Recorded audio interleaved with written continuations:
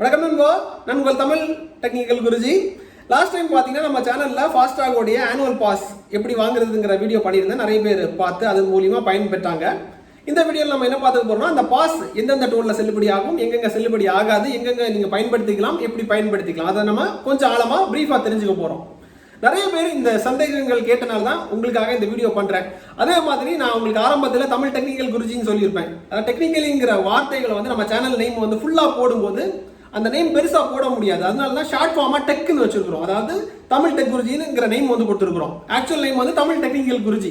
So இனி வந்து கண்டனுக்குள்ளாடி போயிடலாம். ரொம்ப சிம்பிள் தான். அதாவது எளிமையா புரியுற மாதிரி சொல்றேன். நீங்க வந்துட்டு NHAயோடைய ஃபாஸ்டாக் தான் வச்சிருக்கீங்க. அவங்களுடைய பாஸை தான் நீங்க வாங்கியிருக்கீங்க. அப்போ இந்த பாஸ் வந்து எங்கெங்க செல்லுபடி ஆகும்னா, NH அதாவது நேஷனல் ஹைவே எங்கெங்க இருக்குதோ அங்க டோல் இருந்துச்சுன்னா அங்க இந்த பாஸ் செல்லுபடி ஆகும். அதாவது நீங்க 3000 ரூபாய் பே பண்ணி வாங்கியிருப்பீங்க, 200 டோல் ஃப்ரீயா வந்து டிராவல் பண்ணலாம் சொல்லிட்டு அந்த பெர்மிஷன் வாங்கியிருப்பீங்க. இந்த பாஸ் நேஷனல் ஹைவேல இருக்கக்கூடிய டோல்ல மட்டும்தான் செல்லுபடி ஆகும். இப்போ உங்களுக்கு எளிமையா புரிஞ்சுக்கணும்னு நினைக்கிறேன். எங்கெங்க நேஷனல் ஹைவே இருக்கோ அங்க டோல் இருந்துச்சுன்னா அங்க உங்களுக்கு இந்த பாஸ் ஃப்ரீ. அதாவது 200 தடவை நீங்க கிராஸ் பண்ணிக்கலாம் அந்த 3000 ரூபாய்க்கு. இனி ஸ்டேட் ஹைவேல, அதாவது ஸ்டேட் ஹைவேல டோல் இருந்துச்சுன்னா என்ன பண்ணிக்கலாம்? இந்த பாஸ் செல்லுபடி ஆகுமான்னு பாத்தீங்கன்னா அங்க கண்டிப்பா செல்லுபடி ஆகாது. இப்போ உங்களுக்கு விஷயம் எளிமையா புரிஞ்சுக்கணும்னு நினைக்கிறேன். ஸ்டேட் ஹைவேல இருக்கக்கூடிய டோல்ல இந்த பாஸ் ஆனுவல் பாஸ் செல்லுபடி ஆகாது. இதை தாண்டி இப்போ சிட்டி சைட்ல டயர் 3 அப்புறம் பெரிய பெரிய சிட்டிஸ்ல நீங்க போகும்போது மால்ஸ்ல எல்லாம் வந்து பாத்தீங்கன்னா பார்க்கிங் வச்சிருப்பாங்க. அந்த பார்க்கிங்க்கு வரக்கூடிய ஃபீ வந்துட்டு நீங்க ஃபாஸ்டாக் மூலியமா பே பண்ற ஒரு மெத்தட் வந்து வச்சிருப்பாங்க. அப்போ அங்க போனீங்கன்னா அதோட பேமெண்ட்டும் நீங்க இந்த 200 லிமிட் தந்திருப்பாங்கல்ல, ஒரு வருஷம் 200 வாட்டி நீங்க டிராவல் பண்ணிக்கலாம் சொல்லிட்டு, அது அந்த லிமிட் இதுல செட் ஆகாது, இதுல செல்லுபடி ஆகாது. அப்போ இங்க இருக்கக்கூடிய பேமெண்ட் வந்து நீங்க எப்படி பண்ணணும்னா, இப்போ எந்த பேங்கோடைய ஃபாஸ்டாக் வச்சிருக்கீங்களோ அந்த வாலெட்ல நீங்க டாப் அப் பண்ற மாதிரி இருக்கும். இப்போ ஸ்டேட் பேங்கோடைய ஃபாஸ்டாக் வச்சிருந்தீங்கன்னா ஸ்டேட் பேங்கோடைய வாலெட்ல நீங்க டாப் அப் பண்ணிருந்தீங்கன்னா அந்த பார்க்கிங் ஃபீ எல்லாம் இது மூலியமா நீங்க பே பண்ணிக்கலாம். ஸோ இதுக்கும் அந்த பாஸுக்கும் சம்பந்தம் இருக்காது. எளிமையா புரிஞ்சுக்கோங்க. நேஷனல் ஹைவேல இருக்கக்கூடிய டோலுக்கு 200 தடவை நீங்க டிராவல் பண்ணிக்கலாம், ஸ்டேட் ஹைவேக்கு செட் ஆகாது. தென் மாலுக்கு போகும்போது அந்த பார்க்கிங் ஃபீ வந்து இந்த பாஸ் மூலியமா நீங்க பேமெண்ட் பண்ண முடியாது. ஞாபகம் வச்சுக்கோங்க. இதை தாண்டி இப்போ என்ட்ரி ஃபீயும் இதுல வந்து அப்ளை ஆகாது. என்ட்ரி ஃபீ மீன்ஸ் உங்களுக்கு எளிமையா புரியுற மாதிரி சொல்றேன். இப்போ உதாரணத்துக்கு உங்க நண்பரை கூட்டிட்டு உங்க நண்பர் வெளிநாடு போறாரு, அவரை வந்து வண்டியில ஏத்திட்டு நீங்க ஏர்போர்ட் போறீங்க. ஏர்போர்ட் போகும்போது அதுல ஏர்போர்ட் உள்ளாடி போகும்போது வண்டி நேம் எல்லாம் ரெஜிஸ்டர் பண்ண ஒரு என்ட்ரி பாஸ்போர்ட் தருவாங்க. ஒரு குறிப்பிட்ட நேரம் வரைக்கும் நீங்க அந்த ஏர்போர்ட் வந்து அந்த வெஹிக்கிள் வந்து அந்த ஏர்போர்ட்டுக்குள்ளாடி நீங்க பயன்படுத்திக்கலாம். அந்த குறிப்பிட்ட டைம் தாண்டும் போது உங்களுக்கு அந்த ஃபீ வந்து போட்டிருப்பாங்க. 10 நிமிஷமோ 15 நிமிஷமோ கொடுத்துருப்பாங்க. அந்த டைம் தாண்டினதுக்கு அப்புறமா 100 ரூபாய் போட்டிருப்பாங்க. அதுக்கு மேலே போகும்போது ஒரு நாளைக்கு அந்த பார்க்கிங் பயன்படுத்தினீங்கன்னா ஒவ்வொரு ரேட்டு வச்சிருப்பாங்க ஒவ்வொரு ஹவர்ஸ்க்கும்.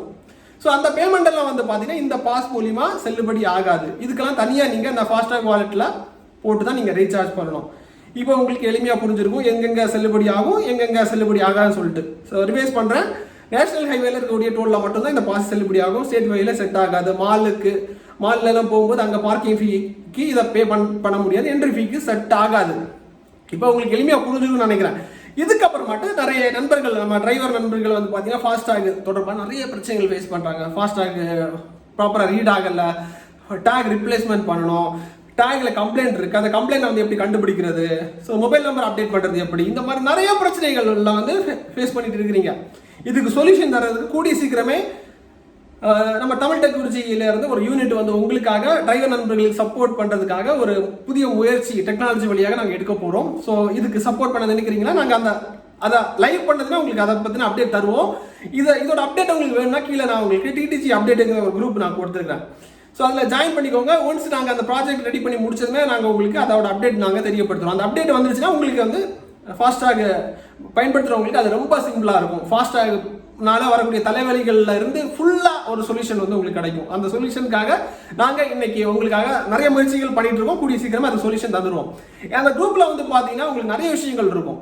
அதாவது வேலை தேடுறவங்களுக்கு அந்த அப்டேட், அதாவது கவர்மெண்ட் வேலை போடுறாங்கன்னு வச்சுப்போம், என்னென்ன வேகன்சி இருக்கு, என்னென்னைக்கு அந்த வேகன்சிக்கு இன்டர்வியூ இருக்கு, என்னைக்கு அப்ளை பண்ணணும், அதுக்கு எக்ஸாம் ப்ரிப்பரேஷன் மெட்டீரியல், அப்புறம் பிரைவேட் ஜாப்ஸ், இந்த மாதிரி எங்க சைட்ல இருந்து என்னென்ன விஷயங்கள் உங்களுக்கு பயனுள்ளதை தர முடியுமோ தர்றோம். அதாவது நாங்க வளரணும் என்னைக்குமே பார்க்கல, எங்க சேனலை பார்க்கக்கூடியவங்க வளர்ந்துகிட்டே இருக்கணும். அவங்க ஒரு நல்ல ஒரு வேலைக்கு போகணும், நல்ல ஒரு விஷயத்துல ஏர்ன் பண்ணணும், இந்த முயற்சிக்காக தான் நாங்கள் இவ்வளோ நாள் டைம் எடுத்து ஸ்பெண்ட் பண்ணி நிறைய விஷயங்கள், அதாவது இந்த சொசைட்டின்னு சொல்லிட்டு நிறைய விஷயங்கள் நாங்கள் டைம் ஸ்பெண்ட் பண்ணிட்டு நிறைய விஷயங்கள் நிறைய மாற்றங்களை கொண்டு வந்திருக்கிறோம் டெக்னாலஜி மூலியமா.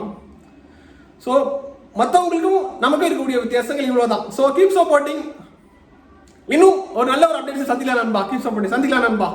கண்டிப்பாக இப்போ உங்களுக்கு சொல்யூஷன் வந்து கிடைச்சிருக்கும். சந்திக்கலாம். Keep supporting.